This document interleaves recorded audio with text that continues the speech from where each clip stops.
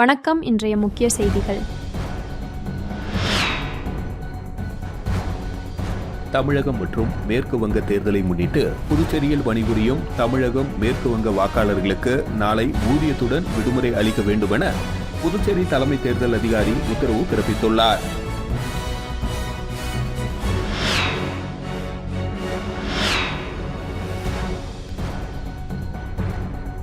புதுச்சேரியில் அக்னி நட்சத்திரம் துவங்குவதற்கு முன்பு 95.2 டிகிரி வெயில் அடித்ததால் மக்கள் கடும் அவதியடைந்து வருகின்றனர்.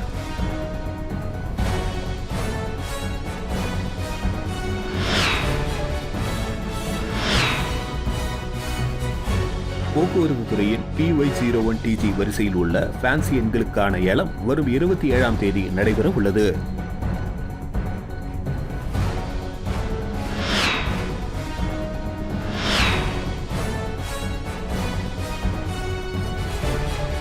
குழந்தைகளிடம் டைப் 1 நீரிழிவு நோய் அதிகரித்து வருவதாக ஜிப்மர் மருத்துவ நிர்வாகம் எச்சரித்துள்ளது.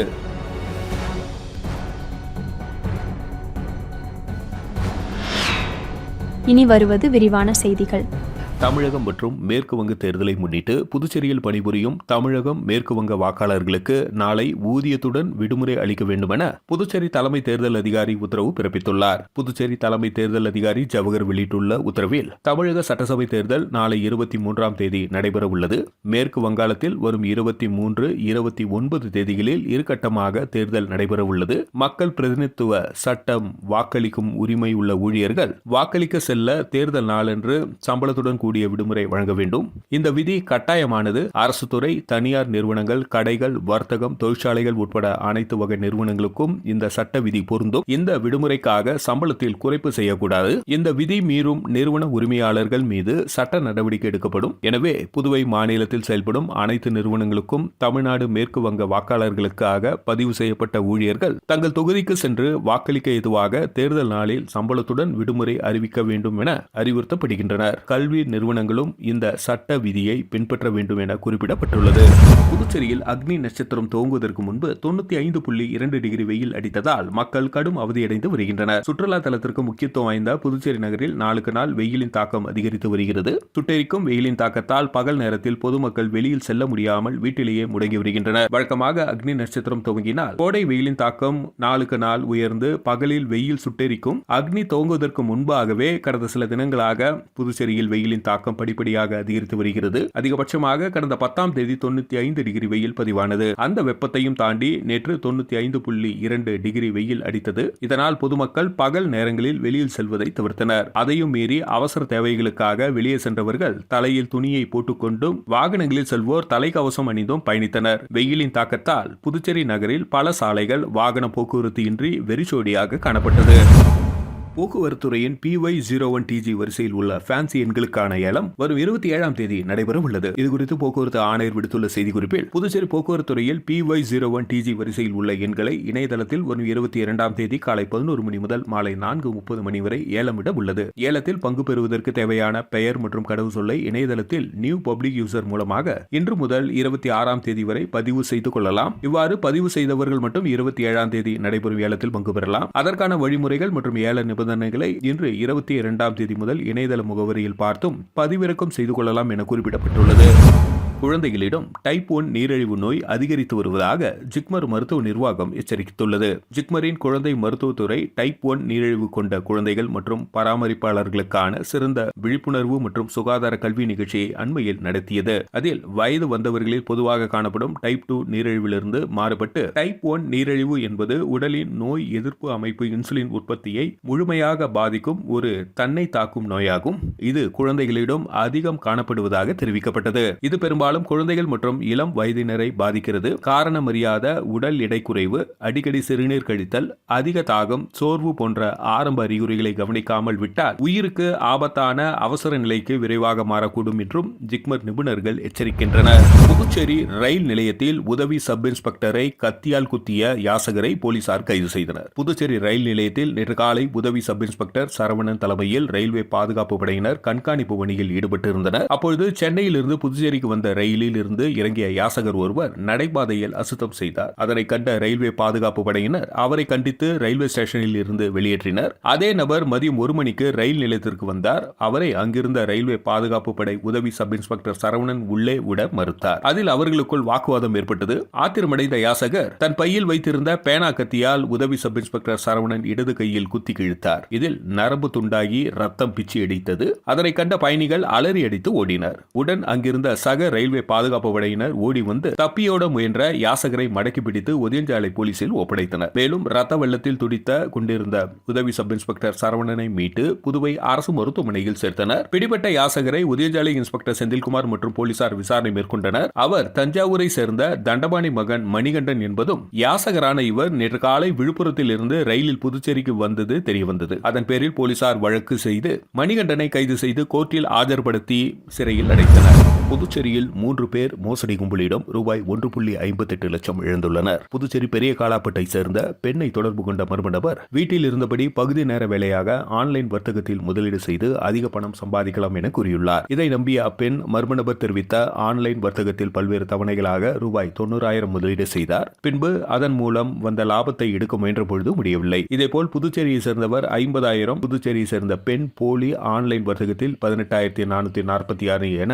3 பேர் மோசடி கும்பலிடம் ரூபாய் 1,58,446 ரூபாய் இழந்துள்ளனர். இதுகுறித்து புகாரின் பேரில் புதுச்சேரி சைபர் கிரைம் போலீசார் வழக்கு பதிந்து விசாரித்து வருகின்றனர்.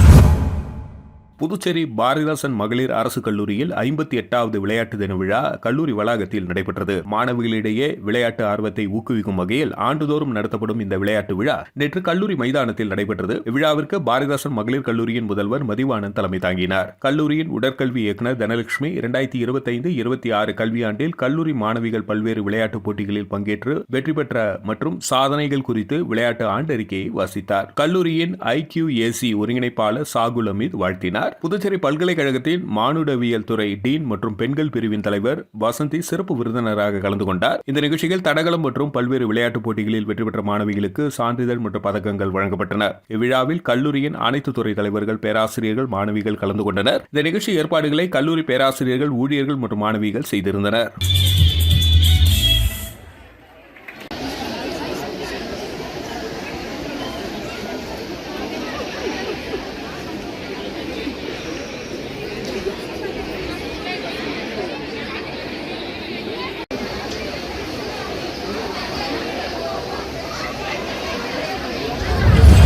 புதுச்சேரியில் கள்ளத்தனமாக மது விற்பனையில் ஈடுபட்ட 7 பேரை கைது செய்த போலீசார் அவர்களிடமிருந்து சுமார் 30,000 மதிப்புள்ள மதுபானங்களை பறிமுதல் செய்தனர். தமிழக சட்டசபை தேர்தலையொட்டி புதுச்சேரியில் உள்ள அனைத்து விதமான மதுபானங்கள் கடையை 3 நாட்கள் ஓட கலால்துறை உத்தரவு பிறப்பித்து இருந்தது. இந்த உத்தரவு நேற்று துவங்கி நாளை 23ஆம் தேதி வரை நடைமுறையில் உள்ளது. அதன்படி புதுச்சேரியில் நேற்று காலை 10 மணி முதல் மதுக்கடைகள் மூடப்பட்டன. இந்நிலையில் நேற்று புதுச்சேரியில் கள்ளத்தனமாக மது விற்றவர்களை போலீசார் கைது செய்தனர். அதன்படி திருக்குனூரில் மணலிப்பேட்டையை சேர்ந்த முத்துகிருஷ்ணன் என்பவரை கைது செய்து அவரிடமிருந்து ரூபாய் 19,304 மதிப்புள்ள மது பாட்டில்களை பறிமுதல் செய்தனர். பாகூர் கொம்பந்தன் மேடு பகுதியில் மடுகரை சேர்ந்த கார்த்திக் என்பவரை கைது செய்து அவரிடமிருந்து 3,020 மதிப்புள்ள மது பாட்டில்களை பறிமுதல் செய்தனர். மேல் பரிக்கல்பட்டு பகுதியில் ரஞ்சித், சரபாலா ஆகிய 2 பேரை போலீசார் கைது செய்து ரூபாய் 1,130 மதிப்புள்ள மது பாட்டில்களை மற்றும் 1,750 ரொக்கம், ஒரு பைக் ஆகியவற்றை பறிமுதல் செய்தனர். அரியங்குப்பம் பகுதியில் சக்கரபாணி என்பவரை போலீசார் கைது செய்து அவரிடம் இருந்து 32 லிட்டர் சாராயம் மற்றும் பைக்கை பறிமுதல் செய்தனர்.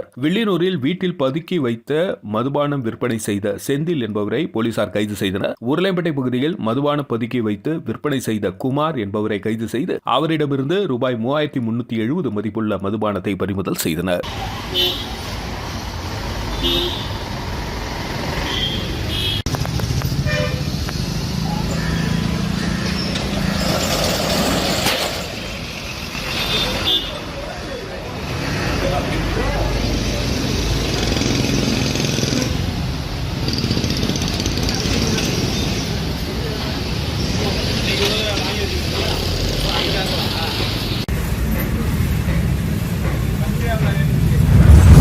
பிள்ளையார்குப்பம் அருள்மிகு ஸ்ரீ கூத்தாண்டவர் கோவிலில் கிராம மக்கள் குடியேற்றம் மற்றும் காப்பு கட்டுதல் நிகழ்ச்சி நடைபெற்றது. புதுச்சேரி மாநிலத்தில் மிகவும் பிரசித்தி பெற்ற பரிகார ஸ்தலமாக விளங்கும் பிள்ளையார்குப்பம் அருள்மிகு ஸ்ரீ கூத்தாண்டவர் திருக்கோவிலில் கும்பாபிஷேக விழா கடந்த மார்ச் மாதம் 8ஆம் தேதி வெகு சிறப்பான முறையில் நடைபெற்றது. இதனைத் தொடர்ந்து அருள்மிகு ஸ்ரீ கூத்தாண்டவர் சுவாமி திருக்கோவில் திருவிழாவினை முன்னிட்டு கடந்த 16ஆம் தேதி செட்டியார் மரபினர் குடியேற்றம் நிகழ்ச்சி நடைபெற்றது. இதனைத் தொடர்ந்து நேற்று முக்கிய நிகழ்வாக கிராம மக்கள் குடியேற்றம் நிகழ்ச்சி நடைபெற்றது. இதில் பக்தர்கள் திரளானோர் கலந்து கொண்டு சுவாமி தரிசனம் செய்தனர். இதனைத் தொடர்ந்து கோவிலுக்கு அருகாமையில் அமைந்துள்ள சங்கராபரணி ஆற்றங்கரை பகுதியில் காத்தவராயன் சுவாமிக்கு படையலிட்டு பக்தர்களுக்கு காப்பு கட்டுதல் நிகழ்ச்சி நடைபெற்றது. கொடியேற்ற நிகழ்வின் விரதத்தை தொடங்க பக்தர்கள் காப்பு கட்டிக் கொண்டனர். இதில் சுற்றுவட்டார பகுதியை சார்ந்த திரளான பக்தர்கள் கலந்து கொண்டு சுவாமி தரிசனம் செய்தனர்.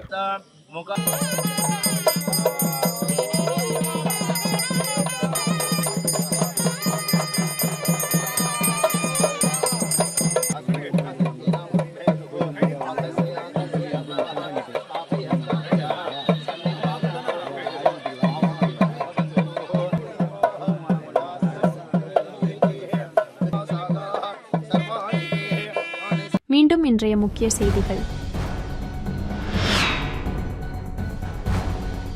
தமிழகம் மற்றும் மேற்கு வங்க தேர்தலை முன்னிட்டு புதுச்சேரியில் பணிபுரியும் தமிழகம் மேற்கு வங்க வாக்காளர்களுக்கு நாளை ஊதியத்துடன் விடுமுறை அளிக்க வேண்டும் என புதுச்சேரி தலைமை தேர்தல் அதிகாரி உத்தரவு பிறப்பித்துள்ளார்.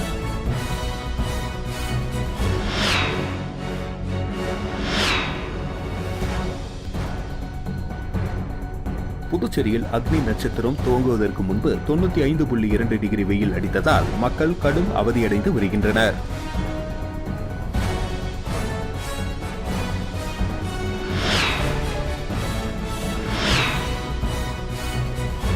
போக்குவரத்து துறையின் PY01TG வரிசையில் உள்ள ஃபேன்சி எண்களுக்கான ஏலம் வரும் 27ஆம் தேதி நடைபெற உள்ளது.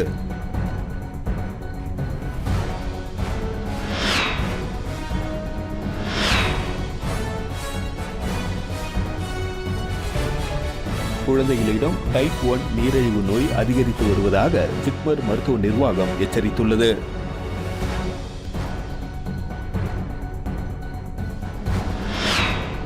செய்திகளை துல்லியமாகவும் தெளிவாகவும் தெரிந்து கொள்ள கிரியேட்டிவ் மீடியா யூடியூப் சேனலை சப்ஸ்கிரைப் செய்து கொள்ளவும்.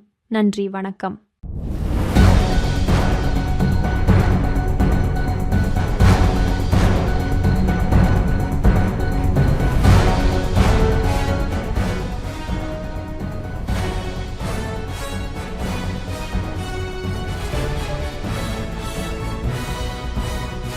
நம்ம சேனலை சப்ஸ்கிரைப் பண்ணுங்க, லைக் பண்ணுங்க, ஃப்ரெண்ட்ஸ்க்கும் ஷேர் பண்ணுங்க. தேங்க்யூ.